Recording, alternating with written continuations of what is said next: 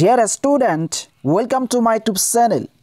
কিছুদিন পূৰ্বে সীতাৰাম জিন্দাল ফাউণ্ডেশ্যন স্কলাৰশ্বিপৰ বিষয়ে এই ভিডিঅ'টো বনাইছিলো। আজি আলোচনা কৰিম যে তোমালোকে কেনেকৈ এইটো স্কলাৰশ্বিপত অনলাইনৰ জৰিয়তে এপ্লাই কৰিব পাৰিবা। এইটো ভিডিঅ'ৰ জৰিয়তে ষ্টেপ বাই ষ্টেপ আলোচনা কৰা হ'ব। গতিকে তোমালোকে সঁচাকৈ যদি এই সীতাৰাম জিন্দাল ফাউণ্ডেশ্যন স্কলাৰশ্বিপত এপ্লাই কৰি টকা পাব বিচৰা তেতিয়াহ'লে সম্পূৰ্ণ ভিডিঅ'টো চাবা। প্ৰথমতে তোমালোকে গুগল নাইবা ক্ৰমত আহিবা। ইয়াতে সাৰ্চ কৰিবা Sitaram Jindal foundation scholarship. Search কৰাৰ পিছত একেবাৰে তলফালে তোমালোকে আহিবা। ইয়াতে দেখিবলৈ পাবা যে সীতাৰাম জিন্দাল ফাউণ্ডেশ্যন স্কলাৰশ্বিপৰ অফিচিয়েল ৱেবছাইটৰ লিংকটো আহিছে। সিম্পলি তোমালোকে এইটো লিংকত ক্লিক কৰিবা আৰু নহ'লে মোৰ হোৱাটছআপ চেনেলত ভিজিট কৰিবা। হোৱাটছআপ চেনেলত এই লিংকটো দি দিম। তাৰ পিছত ইয়াতে লিখা আছে এপ্লাই নাও। তোমালোকে সিম্পলি এই এপ্লাই নাও অপশ্যনত ক্লিক কৰিবা। ক্লিক কৰাৰ পিছত ইয়াতে আছে ৰেজিষ্টাৰ নাও। এই ৰেজিষ্টাৰ অপশ্যনত ক্লিক কৰিবা। ক্লিক কৰাৰ পিছত ইয়াতে এনেকুৱা ধৰণৰ ইণ্টাৰফেচ অপেন হ'ব। প্ৰথমতে তোমাৰ নিজৰ ফুল নেমটো লিখিবা। ইয়াতে শুদ্ধকৈ নিজৰ নামটো লিখিব লাগিব। তাৰ পিছত মোবাইল নম্বৰ, নিজৰ মোবাইল নম্বৰ লিখি সেন্ড OTP ইয়াতে ক্লিক কৰিবা। ক্লিক কৰাৰ পিছত তোমালোকৰ মোবাইলত এটা OTP যাব। সেইটো ইয়াতে সাবমিট কৰিব লাগিব। তাৰ পিছত ইমেইল ID ইয়াতে লিখি সেন্ড OTP ত ক্লিক কৰিবা। তেতিয়া তোমালোকৰ ইমেইল IDত এটা OTP যাব। এইদৰে তোমালোকে এইখিনি ফিল আপ কৰিবা। তাৰ পিছত পাছৱৰ্ড ইয়াতে তোমালোকে নিজে এটা পাছৱৰ্ড বনাই দিবা। মই স্ক্ৰীনত এনে এটা স্যাম্পল পাছৱৰ্ড দি দিছোঁ। তোমালোকে এনেকৈ নিজৰ নামত পাছৱৰ্ড বনাই ল'বা।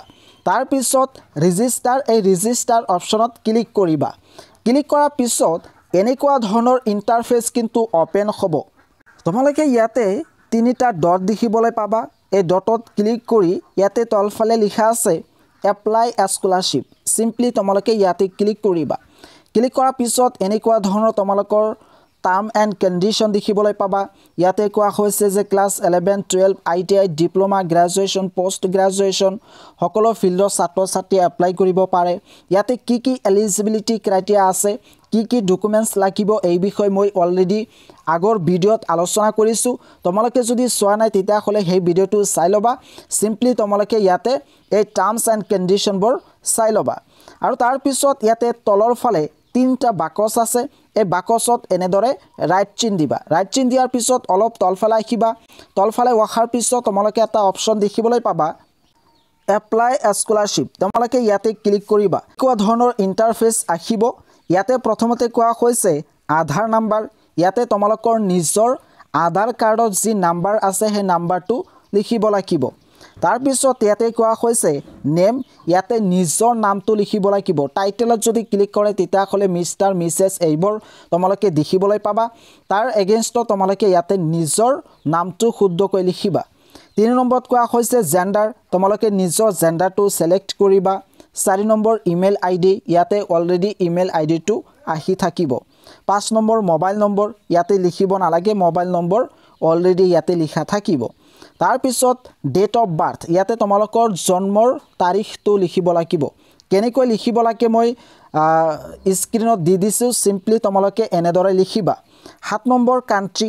এইটো সিলেক্ট কৰিব নালাগে, অলৰেডি সিলেক্ট কৰা থাকিব। 8 নম্বৰ কোৱা হৈছে নেশ্যনেলিটি। এইটো ইণ্ডিয়ান বুলি তোমালোকে সিলেক্ট কৰিবা। তাৰ পিছত পাৰ্মানেণ্ট এড্ৰেছ। তোমালোকৰ আধাৰ কাৰ্ডৰ অপজিট ছাইডত তোমালোকৰ এড্ৰেছ দেখিবলৈ পাবা। সেই এড্ৰেছ চাই ইয়াতে লিখি দিবা। 10 নম্বৰত কোৱা হৈছে পাৰ্মানেণ্ট পিন কোড। ইয়াতে তোমালোকৰ আধাৰ কাৰ্ডত যি পিন কোড আছে সেই পিন কোডটো লিখিবা। 11 নম্বৰ কোৱা হৈছে পাৰ্মানেণ্ট চিটি। নিজৰ চিটিখনৰ নাম লিখি দিবা। 12 নম্বৰ পাৰ্মানেণ্ট পোষ্ট অফিচ। ইয়াতে নিজৰ পোষ্ট অফিচৰ নামটো লিখিব নালাগে। ইয়াতে যদি তোমালোকে ক্লিক কৰা তেতিয়াহ'লে ইয়াতে নামটো আহি যাব। জাষ্ট তোমালোকে সিলেক্ট কৰিবা। 13 নম্বৰত কোৱা হৈছে পাৰ্মানেণ্ট ষ্টেট। ইয়াতে ষ্টেট সিলেক্ট হৈ যাব অট'মেটিক, এইটো সিলেক্ট কৰিব নালাগে। 14 নম্বৰ কোৱা হৈছে যে প্ৰেজেণ্ট এড্ৰেছ, অৰ্থাৎ নিজৰ প্ৰেজেণ্ট এড্ৰেছটো দিব লাগিব।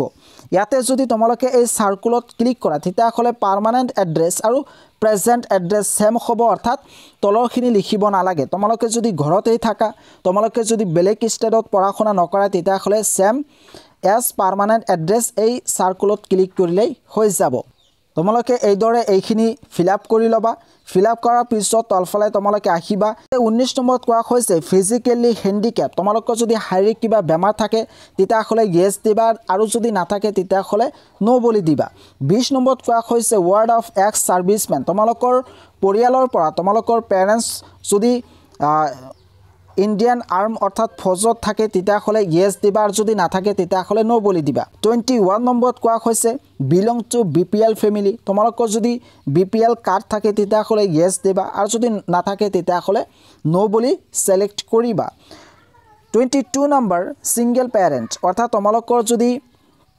সিঙ্গেল পেৰেণ্ট থাকে তেতিয়াহ'লে তোমালোকে ইয়েছ দিবা আৰু যদি নাথাকে তেতিয়াহ'লে নো দিবা অৰ্থাৎ তোমালোকৰ যদি অকল দেউতা থাকে তেতিয়াহ'লে ইয়াতে ইয়েছ দিব লাগিব আৰু যদি নাইবা অকল তোমালোকৰ মাদাৰ থাকে তেতিয়াহ'লে ইয়েছ দিব লাগিব 23 নম্বৰত কোৱা হৈছে যে অৰফেন তোমালোকে যদি অনাথ হোৱা তেতিয়াহ'লে ইয়েছ দিব লাগিব আৰু যদি নোহোৱা তেতিয়াহ'লে নো সিলেক্ট কৰিব লাগিব তাৰ তলফালে তোমালোকে দেখিবলৈ পাবা মই জুম কৰি দেখুৱাইছো ইয়াতে লিখা আছে সেভ এণ্ড নেক্সট তোমালোকে ইয়াতে ক্লিক কৰিবা প্ৰথমতে এইখিনি ফিল আপ কৰি ভালদৰে চেক কৰিবা যে শুদ্ধ হৈছে নাই তাৰ পিছতহে তোমালোকে সেভ এণ্ড নেক্সটত ক্লিক কৰিবা ক্লিক কৰাৰ পিছত তোমালোকৰ সন্মুখত এনেকুৱা ধৰণৰ 2 নম্বৰ অপচন ওপেন হ'ব ইয়াতে এডুকেশনাল ইনষ্টিটিউশন ডিটেইলছ ইয়াতে কিন্তু এডুকেশনাল ইনষ্টিটিউশনৰ ডিটেইলছ দিব লাগিব প্ৰথমতে কোৱা হৈছে যে কান্ট্ৰি তোমালোকে যিখন কলেজ নাইবা বিদ্যালয় নাইবা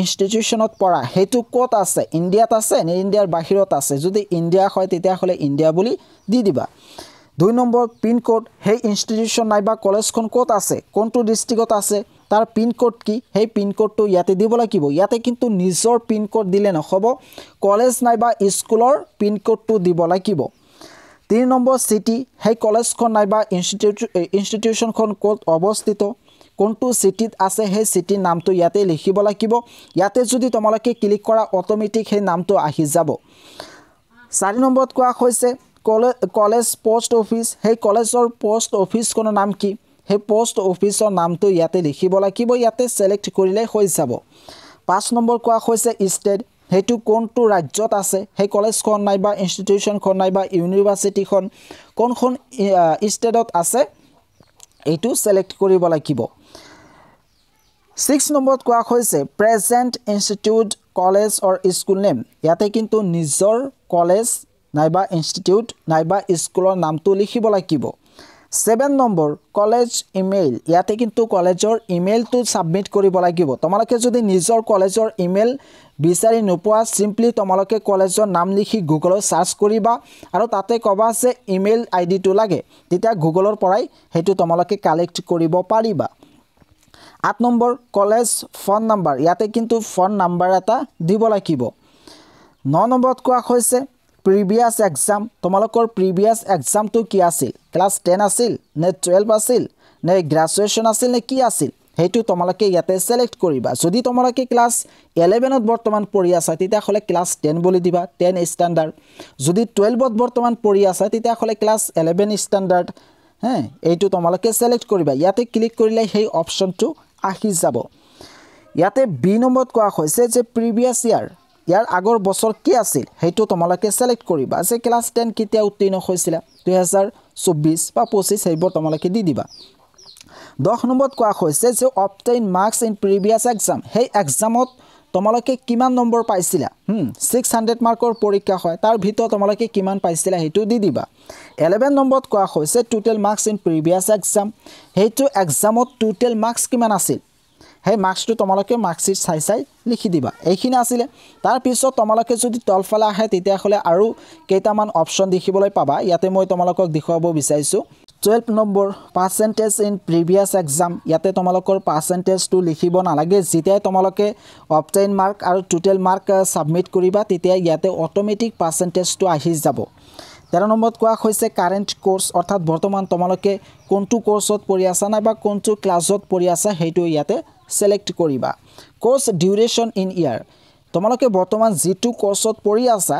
সেই কোৰ্সৰ ডিউৰেশ্যন অৰ্থাৎ কিমান বছৰীয়া কোৰ্স যদি ক্লাস 11 হয় 12 হয় তেতিয়া হলে এটো হ'ব 2 বছৰীয়া এটা কোৰ্স নাইবা 1 বছৰীয়া কোৰ্স এটো তোমালোকে লিখি দিবা তাৰ পিছত 15 নম্বৰত কোৱা হৈছে choose your preference ইয়াতে ৰেগুলাৰ পাৰ্ট টাইম কৰেসপন্ডেন্স না ইভিনিং কলেজ তোমালোকে এটো ৰেগুলাৰ যেহেতু তোমালোকে প্ৰত্যেক দিন কলেজত যোৱা গতিকে তোমালোকে ৰেগুলাৰ বুলি ক্লিক কৰিবা 16 নম্বৰত কোৱা হৈছে এনুৱেল ফি তোমালোকৰ এনুৱেল ফিটো কিমান ফিস স্ট্ৰাকচাৰ চাইছা ইয়াতে লিখিবা 17 নম্বৰত কোৱা হৈছে কোৰ্স স্টাৰ্টেড ফ্ৰম তোমালোকৰ সেই কোৰ্সটো কেতিয়া স্টাৰ্ট হৈছে তোমালোকৰ সেই কোৰ্সটো কেতিয়া স্টাৰ্ট হৈছিল সেই স্টাৰ্টিং ডেটটো ইয়াতে দি দিবা যদি তোমালোকে নাজানা তেতিয়া হলে আইডিয়া কৰি কিবা এটা ডেট দি দিবা 18 নম্বৰত কোৱা হৈছে যে ফাইনাল এক্সাম তোমালোকৰ সেই কোৰ্সৰ ফাইনাল এক্সামটো কেতিয়া হ'ব পাৰে এক্সাক্ট ডেটটো দিব নালাগে জাস্ট তোমালোকে এটা হাইপোথিসিস কৰি এটা ডেটটো ইয়াতে দি দিবা 19 নম্বৰত কোৱা হৈছে ৰিকোয়াৰ্ড স্কলাৰশিপ এমাউন্ট তোমালোকৰ কিমান স্কলাৰশিপৰ প্ৰয়োজন কিমান টকাৰ প্ৰয়োজন তোমালোকে 10000 বিচৰা নে 20000 বিচৰা নে 15000 বিচৰা কিমান টকা তোমালোকৰ লাগে ইয়াতে লিখিবা এমাউন্টত ক্লিক কৰি লিখি দিবা 20 নম্বৰত কোৱা হৈছে have you applied before SR Jindal scholarship scheme তোমালোকে আগতে এইটো স্কলাৰশিপত এপ্লাই কৰিছিলা নেকি যদি কৰিছিলা তেতিয়া হলে yes দিবা যদি কৰা নাই তেতিয়া হলে no বুলি দিবা 21 নম্বৰ যেটো কৈছে এটো তোমালোকে সিম্পলি no বুলি দি দিবা 22 নম্বৰত কোৱা হৈছে যে have you applied or getting any scholarship from minorities welfare department SC ST OBC in your state তোমালোকে তোমালোকৰ ষ্টেটৰ কোনো গভৰ্ণমেন্ট স্কলাৰশিপ পাইছিলা নেকি হেতু যদি হসা হয় তোমালোকে যদি পাইছিলা তেতিয়া হলে yes বুলি দিবা আৰু যদি পোৱা নাই তেতিয়া হলে ইয়াতে no বুলি দি দিবা 23 নম্বৰত কোৱা হৈছে সে কাৰেন্ট স্টে অৰ্থাৎ তোমালোকে বৰ্তমান ক'ত আছা ঘৰতে নে হোস্টেলত নে কিবা ঘৰ ভাড়া কৰি আছা যদি তোমালোকে হোস্টেলত থাকি পঢ়াশুনা কৰা তেতিয়া হলে ইয়াতে ক্লিক কৰিলে হোস্টেল বুলি এটা অপচন আহিব হেতু ক্লিক কৰিবা ক্লিক কৰাৰ পিছত হোস্টেলত কিমান টকাৰ প্ৰয়োজন হয় তাত ৰিসিভ আছে না নাই হেইবোৰ ইয়াতে কিন্তু সাবমিট কৰিব কব এইখিনি কমপ্লিট কৰাৰ পিছত ইয়াতে কোৱা হৈছে সেভ এণ্ড নেক্সট এই সেভ এণ্ড নেক্সট এইটো অপচনত তোমালোকে ক্লিক কৰিবা ইতিমধ্যে কিন্তু 1 and 2 এই দুটা অপচন কমপ্লিট হৈছে এতিয়া থাকিব 3 and 4 3 নম্বৰত আছে পেৰেন্টস অৰ গাৰ্জিয়ান ইনফৰমেশন ইয়াতে কিন্তু নিজৰ গাৰ্জিয়ানৰ ইনফৰমেশন দিব লাগিব প্ৰথমতে নেম অৰ্থাৎ তোমালোকৰ গাৰ্জিয়ানৰ নাম পেৰেন্টসৰ নামটো লিখিব লাগিব ৰিলেশন ইয়াতে তোমালোকে যদি ক্লিক কৰা তেতিয়া হলে বিভিন্ন ধৰণৰ অপচন দেখিবলৈ পাবা প্ৰথমতে তোমালোকৰ নিজৰ ফাদাৰৰ নামটো লিখিবা তাৰ পিছত তোমালোকে ৰিলেশন ইয়াতে ফাদাৰ বুলি দি দিবা 3 নম্বৰত কোৱা হৈছে মোবাইল নাম্বাৰ ইয়াতে তোমালোকৰ ফাদাৰৰ মোবাইল নম্বৰটো দিবা 4 নম্বৰ অল্টাৰনেটিভ মোবাইল নম্বৰ এইটো অপচনেল এইটো নিদিলেও হ'ব 5 নম্বৰ ইমেইল আইডি এইটো অপচনেল এইটো নিদিলেও হ'ব আৰু যদি তোমালোকে বিচৰা তেতিয়া হলে তোমালোকৰ পেৰেন্টসৰ ইমেইল আইডিটো ইয়াতে দিব পাৰিবা 6 নম্বৰত কোৱা হৈছে অকুপেশন তোমালোকৰ পেৰেন্টসৰ অকুপেশন কি যদি টিচাৰ হয় টিচাৰ সিলেক্ট কৰিবা যদি ফাৰ্মাৰ হয় তেতিয়া হলে ফাৰ্মাৰ সিলেক্ট কৰিবা কোনটো অপচন হয় তোমালোকে এইটো জাস্ট সিলেক্ট কৰিবা 7 নম্বৰ এনুৱেল ফ্যামিলি ইনকাম ইয়াতে কিন্তু ফ্যামিলি ইনকামটো দিব লাগিব তোমালোকৰ যি ইনকাম সাৰ্টিফিকেট আছে সেই সাৰ্টিফিকেট চাই ইয়াতে ফ্যামিলি ইনকাম কিমান হেতু লিখিব লাগিব এইখিনি কৰাৰ পিছত সেভ নেক্সটত ক্লিক কৰিবা তাৰ পিছত তোমালোকে এনেকুৱা ধৰণৰ ইন্টাৰফেস দেখিবলৈ পাবা ইয়াতে বেংক ডিটেইলছ দিব কৈছে প্ৰথমতে তোমালোকৰ বেংকৰ যি পাসবুক আছে সেই পাসবুকটো উলাই লবা তাতে তোমালোকে IFSC কোড দেখিবলৈ পাবা প্ৰথমতে IFSC কোডটো ইয়াতে এন্টাৰ কৰিবা 2 নম্বৰ বেংক নেম ইয়াতে বেংক নেমটো অটোমেটিক আহি যাব 3 নম্বৰ একাউন্ট নাম্বাৰ ইয়াতে নিজৰ একাউন্ট নাম্বাৰটো শুদ্ধকৈ ফিল আপ কৰিবা তাৰ পিছত বেনিফিচিয়াৰী নেম ইয়াতে নিজৰ নামটো লিখিবা হেই একাউন্টত যেটো নাম আছে যাৰ নামত একাউন্টটো আছে হেই নামটো ইয়াতে কিন্তু শুদ্ধকৈ লিখিব লাগিব 5 নম্বৰ কোৱা হৈছে ব্ৰাঞ্চ এড্ৰেছ অৰ্থাৎ হেই ব্ৰাঞ্চৰ এড্ৰেছটো লিখিব লাগিব এইখিনি ইনফৰমেশন কিন্তু তোমালোকৰ যি একাউণ্টৰ কাৰ্ড আছে সেই কাৰ্ডত দেখিবলৈ পাবা ইয়াতে 6 নম্বৰত কোৱা হৈছে যে আপলোড বেংক ডকুমেণ্ট ইয়াতে কিন্তু সেই ডকুমেণ্ট ইয়াতে সাবমিট কৰিব লাগিব অৰ্থাৎ বেংকৰ যি কাৰ্ড আছে সেই কাৰ্ডটো ইয়াতে সাবমিট কৰিব লাগিব সিম্পলি তোমালোকে সোৰ্স ফাইল ইয়াতে ক্লিক কৰি PDF এটা ইয়াতে সাবমিট কৰিলে হৈ যাব তাৰ পিছত তলফালে আছে সাবমিট এই সাবমিট অপচনত ক্লিক কৰিবা ক্লিক কৰাৰ পিছত এনেকুৱা ধৰণৰ ইন্টাৰফেস আহিব তোমালোকে সম্পূৰ্ণ এই ফৰ্মখন ভালদৰে চেক কৰিবা চেক কৰাৰ পিছত সাবমিট এপ্লিকেশন ইয়াতে ক্লিক কৰি এইটো ফাইনাল সাবমিট কৰি দিবা সাবমিট কৰাৰ পিছত তোমালোকৰ সন্মুখত এনেকুৱা ধৰণৰ এটা ইন্টাৰফেস ওপেন হ'ব ইয়াতে কিন্তু লিখা উঠিব যে your scholarship application has been submitted successfully এইখিনি কিন্তু লিখা উঠিব লাগিব এইখিনি যেতিয়ালৈকে লিখা নুঠে তেতিয়ালৈকে কিন্তু তোমালোকৰ স্কলাৰশিপ সাবমিট কৰা নহব তাৰ পিছত কোৱা হৈছে you will receive a response from our scholarship team within the next 24 hours please check back for the status update তোমালোকক 24 আৱাৰ্ছৰ ভিতৰত এই স্কলাৰশিপৰ যি টিম আছে সেই টিমে ৰেসপন্স কৰিব যে তোমালোকৰ এই স্কলাৰশিপ তেওঁলোকে একসেপ্ট কৰিব নে ৰিজেক্ট কৰিব যদি একসেপ্ট কৰে তেতিয়া হলে তোমালোকক